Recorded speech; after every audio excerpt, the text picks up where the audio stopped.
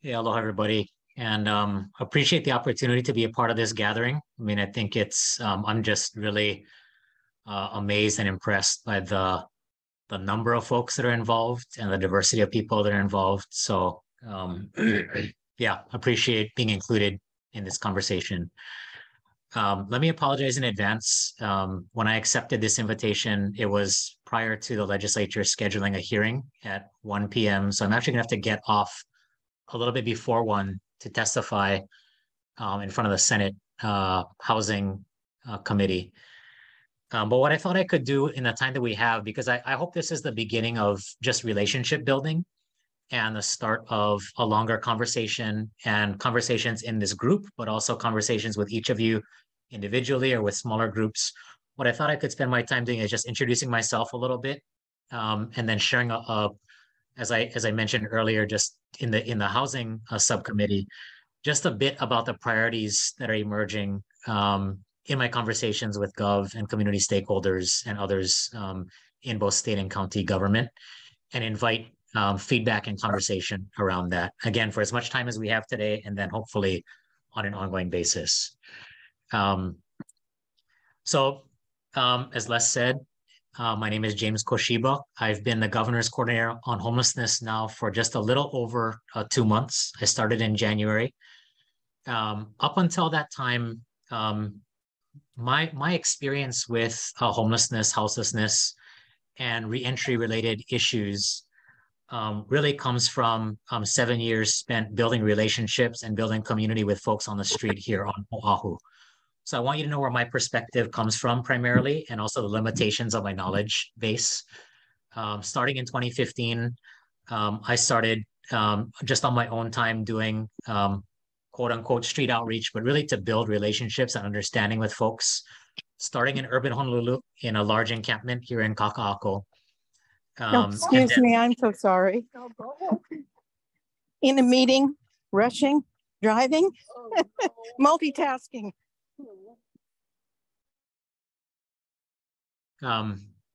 So started to build relationships with folks in urban Honolulu, and then through those relationships got connected with folks kind of across Oahu. And so spent between 2015 and up until I took this job, really doing weekly outreach and community building with multiple encampments across the island. And so my perspective on reentry and the intersection of incarceration with houselessness really comes from those relationships and that street perspective. So I know many people, who were either released from jail or maxed out of prison and went straight from those institutions into tents on the street. Many of those folks had been in tents before they went in, and then went back to tents when they came out. Some of those folks were housed prior to incarceration, but when they were released, had nothing in the way of supports, and ended up quickly on the street as well. So I know the systems primarily from that perspective, and so I'm learning. I have a lot to learn. It's been a steep learning curve over the last couple of months, but I'm learning about systems, and I'm keenly interested in learning about the differences between islands as well, which is why I'm so grateful to be connected with all of you. So that's just a bit of my background and perspective. Let me share a little bit about, as I said, the emerging priorities that I've been shaping in conversation with Governor Green. And they're shaped in part by my experiences and perspective, again, created in relationship with folks on the street. So, one thing I guess I would add to the context is that through those relationships and spending time with unhoused folks, seeing people go in and out of incarceration, in and out of shelter, move from temporary space to temporary space, one thing I observed as a big bottleneck in all of our systems is there's just not enough space for our people at the end of what can be a long journey trying to find their way home.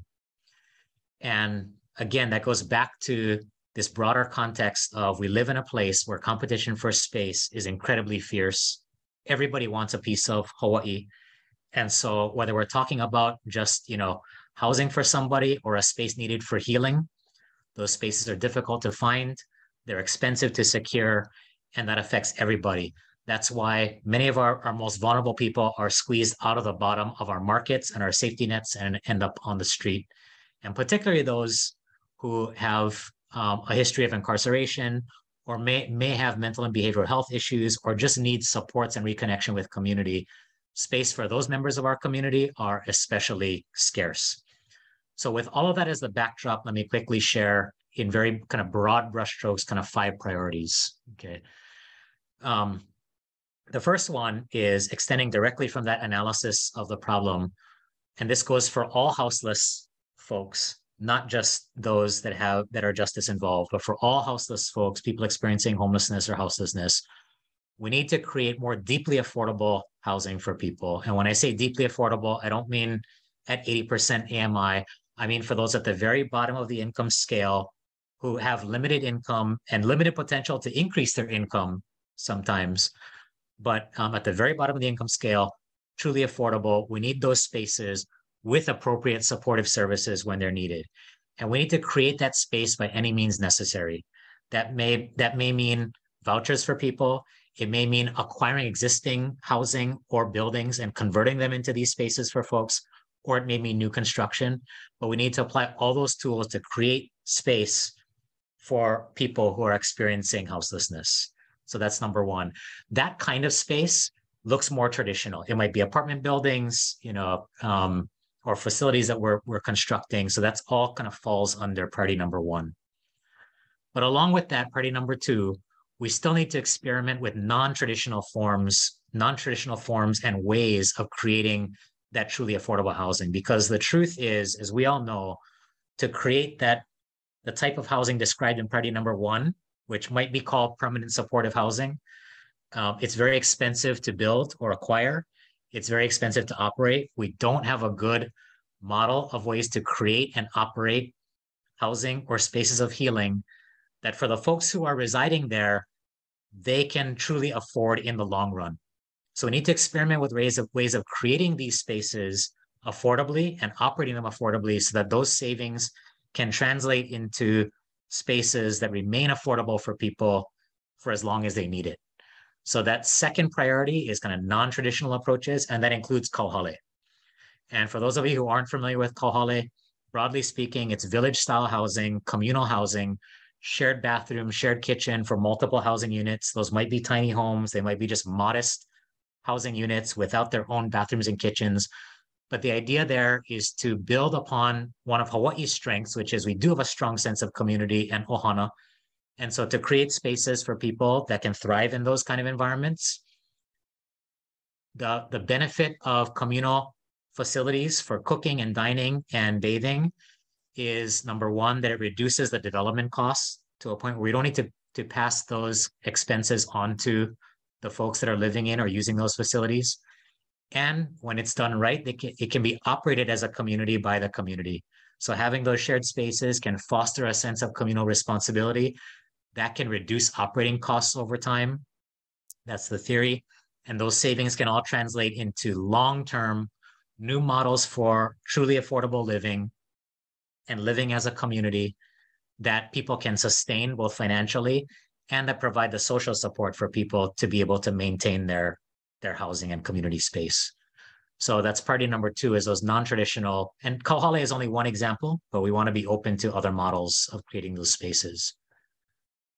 3 is we clearly need more spaces of healing for people with mental and behavioral health needs. And that runs the gamut from inpatient hospital space to space in community-based settings, whether that's clean and sober houses, recovery homes, group homes, but we need the range of facilities. And right now there's a lot of attention on, rightfully so, on diversion and crisis outreach and stability. We need those pieces, but we need the places for people to go after stabilization. We need the places for people to go after hospitalization. We need places for people to be diverted into, actually. And those spaces are desperately lacking on every island. And so that's priority number 3, is those specialized places for folks. And I'm working hard to understand what the specific needs are at the different levels of care for each of those categories. The fourth priority is to clear away all the obstacles that stand in the way from street to home for people. And that means working very closely with service providers that work with our unhoused populations to make sure that whatever obstacles exist, both for the individuals who are trying to navigate the system and for service providers themselves, we got to clear those obstacles away. And I'll get a little bit more specific on that one. Part of that is making sure that service providers are contracted in ways that cover the true cost of providing services. So we don't want government to be creating obstacles because providers are struggling to retain people on the front line.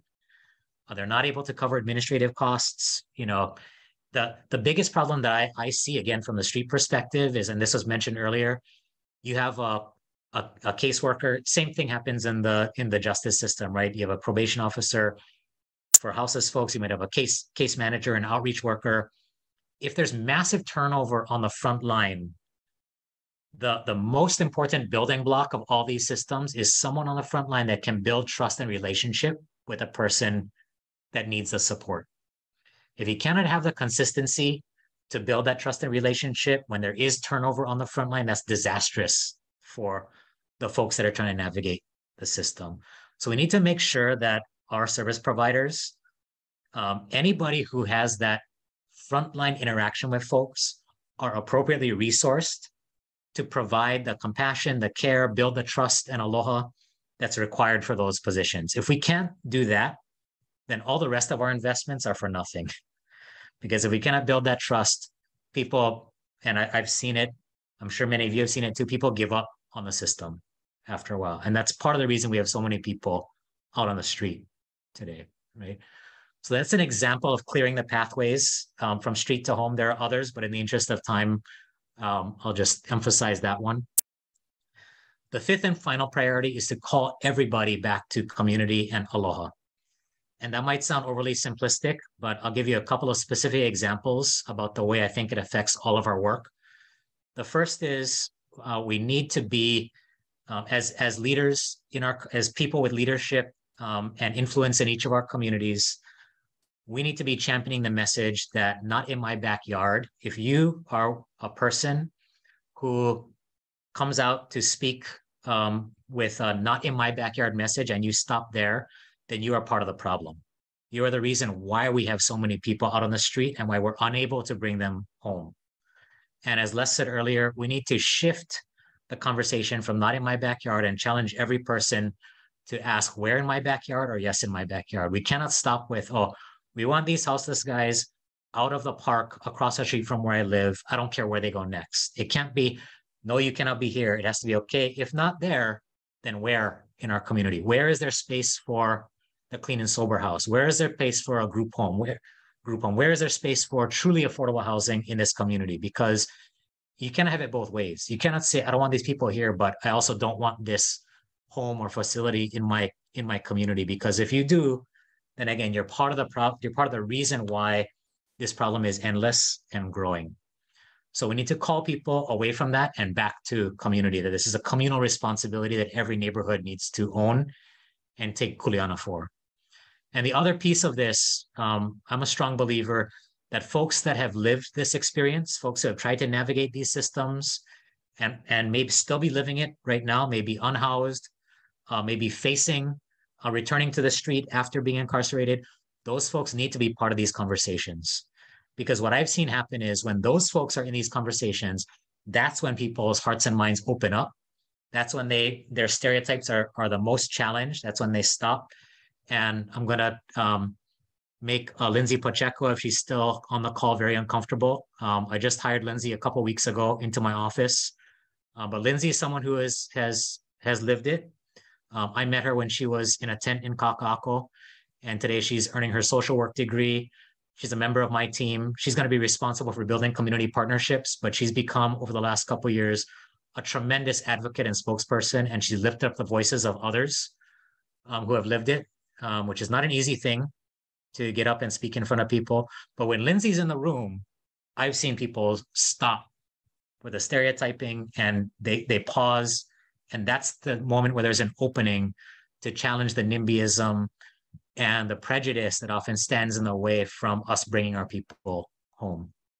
So those are the 5 priorities.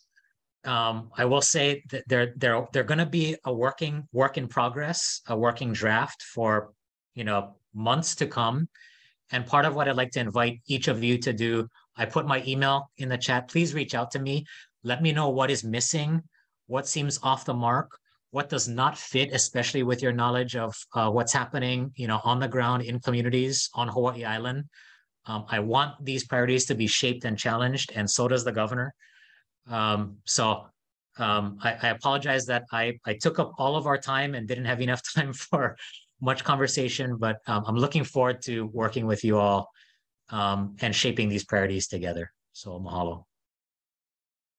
Yeah, thank you so much, James. We really appreciate all that you do, and really are hopeful and encouraged by your 5-point plan and other kinds of things, and wanting to really listen and to understand some of our needs, and allowing us to be open and communicate with you.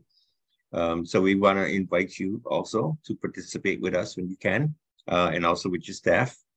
Because it's important for all of us moving forward that we all do this together, because as you pointed out, rightfully so, it is community. And one thing that I can say about this consortium that we have here, as you notice, we are community standing together collectively and trying to have the best positive impact that we can for all of those that we work with and serve in our entire community itself. So again, thank you so much. I know you got to run.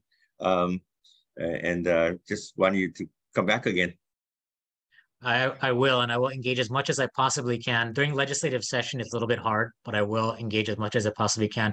And I wanted to mahalo you, Les, and the coalition and Going Home Hawaii in particular for one more thing that I know you guys all know, which is that bringing people home is not just about having space for folks that they can sustain financially and socially.